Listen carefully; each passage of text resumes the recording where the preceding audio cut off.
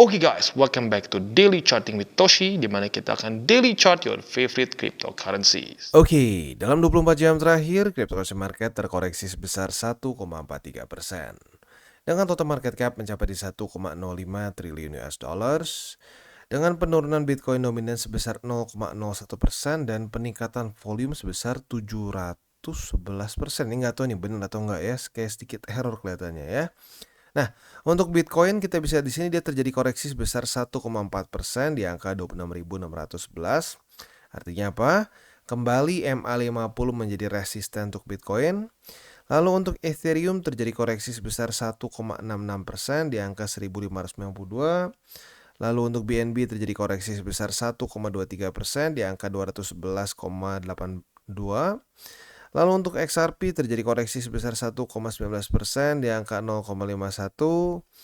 Untuk Dogecoin terjadi koreksi sebesar 1,7% di angka 0,06. Cardano terjadi koreksi sebesar 2,45% di angka 24 sen. Solana terjadi koreksi sebesar 2,3% di angka $19 lebih 6 sen. Dan untuk Toncoin terjadi koreksi lagi sebesar 3,45% di angka $2 lebih 31 sen ya. Oke, jadi kurang lebih seperti itu untuk hari ini overviewnya. Selanjutnya kita akan geser ke Economic Calendar.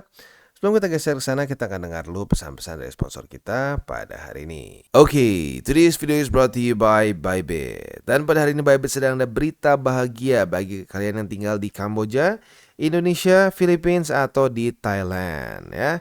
Kita bisa menangkan berbagai macam hadiah di sini, seperti satu Alienware M18 laptop, ada 2 iPhone 15 Pro Max, ada 3 PS5, 2,5 ETH dan total 18.000 USD dalam bentuk USDT dan berbagai macam token-token lainnya. Bagaimana cara ikutannya? Ya, kita bisa lihat di sini buat yang tinggal di Kamboja, Indonesia, Philippines, dan Thailand saja ya. Yang keren dari sini adalah 100% win rate. Jadi nggak ada ceritanya kita udah dapat satu chance dan kita nggak dapat hadiah ya. Tinggal pertanyaan dapat hadiahnya apa ya. Cara untuk mendapatkan si chance seperti apa? Gampang banget. Yang pertama di sini untuk lucky draw-nya kita bisa melakukan first time deposit ya dengan total deposit lebih dari 100 USD. Nah, kita bisa mendapatkan satu chance ya.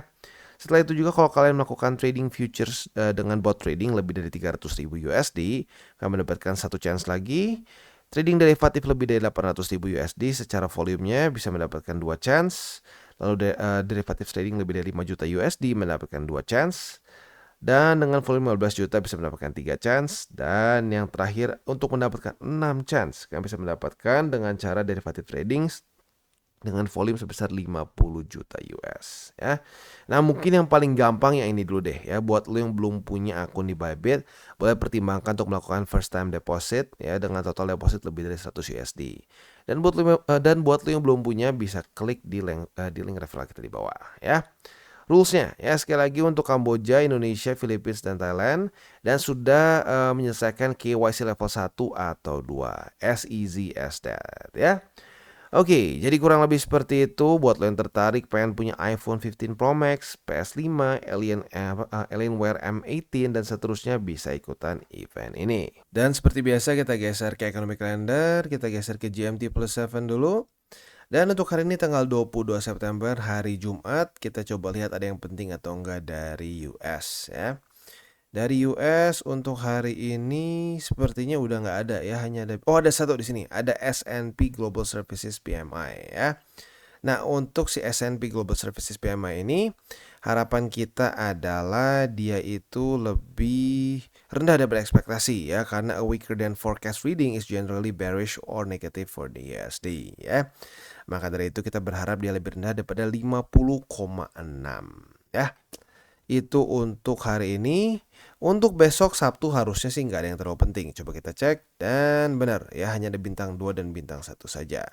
Jadi hari ini ada satu data penting, besok kita bisa lebih fokus ke technical analysis ya. Nah, untuk news ini datang dari eToro, ini harusnya di Eropa ya. Cuma gue lupa spesifik di negara mana ya. Jadi dia sekarang baru saja mengajukan registration untuk kripto di Cyprus ya, untuk expand ke EU ya. Berarti kalau gitu harus dari US eToro berarti ya. Ya, antara US atau Eropa lah, gue lupa ya.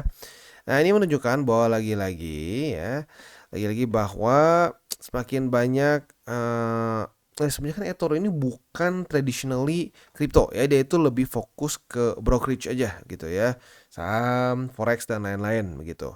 Nah, jadi kita bisa di sini eh eToro siap 100% untuk embrace the new era of crypto menurut mereka saat mereka sudah comes to effect di tahun depan ya. Jadi lagi-lagi ya, mungkin buat orang yang sekarang merasa bahwa, aduh bang, kripto kayaknya gitu-gitu aja sih. Sebenarnya ada pergerakan nggak sih? Sebenarnya ada gitu ya. Kalau kita lihat banyak yang mulai melakukan registrasi sekarang. Dan jangan lupa ya, seperti BlackRock, mereka tetap masih dalam planning mereka untuk ya apa namanya memiliki spot ETF Bitcoin begitu. Jadi ya ada yang dulu siapa ya kalau nggak salah yang pernah ngomong real investing is boring gitu. Justru tempat-tempat yang kita kesannya sekarang lagi boring-boring justru tempat terbaik untuk kita akumulasi begitu ya. Nanti di 2024, 25, 26 gitu kita baru kerasa aduh gila ya. Kalau kemarin akumulasi di 2023 aja ya asik banget gitu ya. Oke, selanjutnya kita akan geser ke analisis di Twitter. Nah, ini kita ngomongin apa sih? Ini ngomongin salah satu hal yang kita sering kali lupa begitu. Gue sudah sering bahas ya, di awal dari cycle ya, atau di awal dari satu bull market ya. Nah, gue pribadi jauh lebih suka untuk memegang Ethereum dan Bitcoin, terutama Bitcoin dulu ya. Karena kenapa? Kita bisa di sini ya, ini adalah Bitcoin dominance. Kita bisa lihat dari 2023, awal 2023 sampai sekarang Bitcoin dominance terus membuat higher high, higher low, higher high, higher low, higher high, higher low. Mungkin ada yang berpikir, maksudnya apa sih bang? Maksudnya artinya Bitcoin ini secara peningkatan harga itu lebih signifikan dibandingkan dengan altcoins begitu. Jadi ini menunjukkan berapa besar dominance dari Bitcoin di seluruh market cap kripto begitu. Artinya apa? Kalau lu pilih untuk akumulasi Bitcoin lebih di 2023 dibandingkan dengan altcoins, lo lebih profitable begitu ya. Nah, coba lu lihat ke portfolio, lu lebih banyak pegang altcoins atau Bitcoin. Gue pribadi sesuai dengan yang gue udah bahas dari awal tahun bahkan dari 2022, gue bilang awal dari bull market gue akan banyak akumulasi Bitcoin dan Ethereum. Alhasilnya ya puji Tuhan, gue secara porto oke gitu. Karena kalau gue lihat ada beberapa orang yang aduh gila porto gue kacau banget. Minusnya gue masih sering dengar dalam posisi sekarang masih minus kayak 40, masih minus ada yang sampai wah 70, 80. Gue mikir berarti banyak banget orang yang masih dalam kondisi pegang altcoins dalam jumlah besar. Begitu ya. Ya, baik lagi. Jadi kemungkinan besar itu alasannya. Makanya kenapa penting dari kita untuk akumulasi dulu BTC Ethereum. Setelah itu, saat bull market sudah masuk ke tahap-tahap tahun preparation atau bahkan sampai udah masuk ke tahun all time high, disitulah biasanya altcoins baru menggila begitu ya. Oke, selanjutnya kita akan geser ke TA kita untuk Bitcoin. Kita bisa di sini ya, kondisinya itu berhasil menyelesaikan PR dia ya. Kan saat dia sudah tembus MA50 gue bilang siap-siap nih ya, ada possibility dia akan retest ke 26.412 dan voila, literally terjadi seperti pembahasan kita kemarin ya. Dan sekali lagi ya, nggak random berhentinya ya. Berhenti di mana, ke reject di mana ya, atau lebih tepatnya kepantul di mana, di support gitu. Jadi dia nggak main berhenti di asal tempat gitu. Dia berhenti memang di tempat-tempat yang menjadi suatu support dan resisten gitu ya. Oke, nah sekarang PR-nya masih sama seperti kemarin, bertahan di atas dari 26.412 itu untuk di Bitcoin.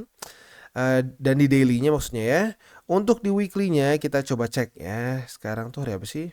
Hari Jumat ya, berarti sudah semakin mendekati ke hari Senin. Dan seperti yang kita sudah bahas sebelumnya apa? Jadi week begitu ya. Ini kenapa makanya gue dari kemarin sampai berbusa ngomong jangan FOMO, jangan FOMO, jangan FOMO, karena ada possibility seperti di sini. Seperti ya kayak sekarang kita rasakan ke reject gitu ya. Nah, kita lihat hari Senin apabila dia daily close-nya seperti ini ya, membuat doji atau bahkan bukan doji, sorry. Malah membuat wick panjang seperti ini atau bahkan falling star, siap-siap. Ada possibility ini adalah pertanda Bitcoin akan membuat lower low dan akan weekly close signifikan di bawah dari 25.400-an. Kemungkinan bisa retest sampai ke MA50 di weekly gitu ya. Jadi siap-siap dengan scenario itu ya. Oke, nah selanjutnya kita akan geser ke indeks dolar. Untuk indeks dolar kita bisa di sini kemarin ke reject pertama ya. Semoga hari ini bisa ke reject untuk yang kedua kali dan mulai turun ke bawah membuat suatu lower low dan membuat lower high ya. PR besarnya adalah dia ketahan oleh 105,62 dan selanjutnya yang tahap keduanya adalah membuat lower low dan tembus dari MA20 begitu. Ya, jangan sampai 20 berhasil memantulkan indeks dolar ya.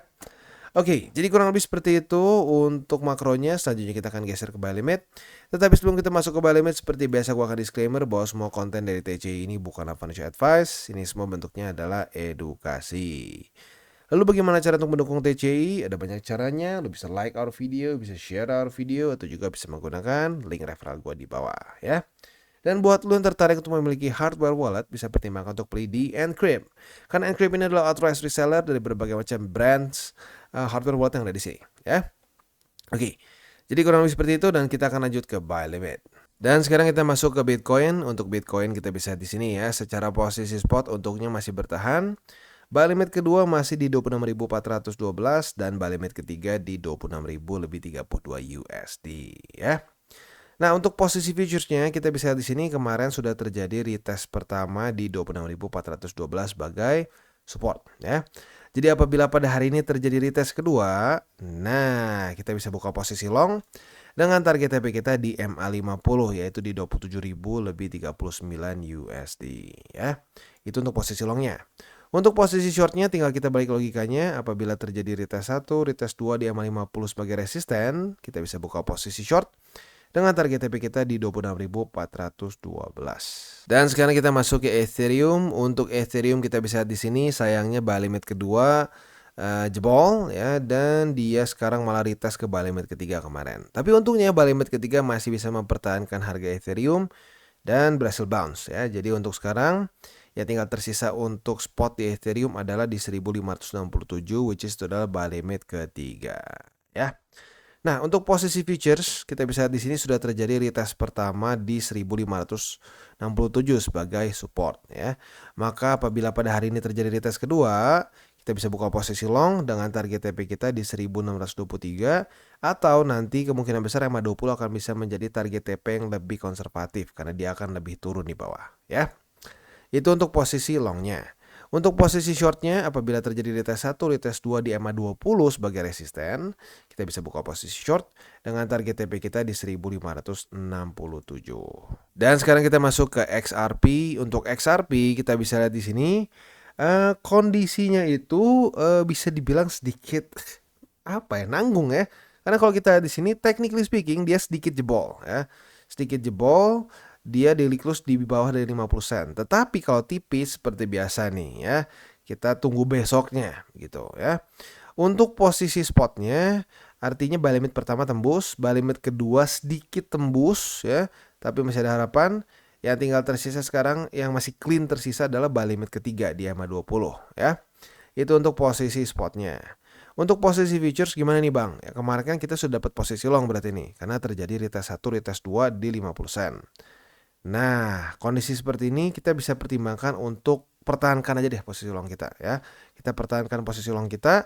Jangan lupa untuk pasang target TP kita di MA200. Kalau ternyata besok nggak kena target TP dan jebol ke bawah ya berarti cut loss gitu ya. Nah, untuk posisi shortnya tinggal kita balik logikanya.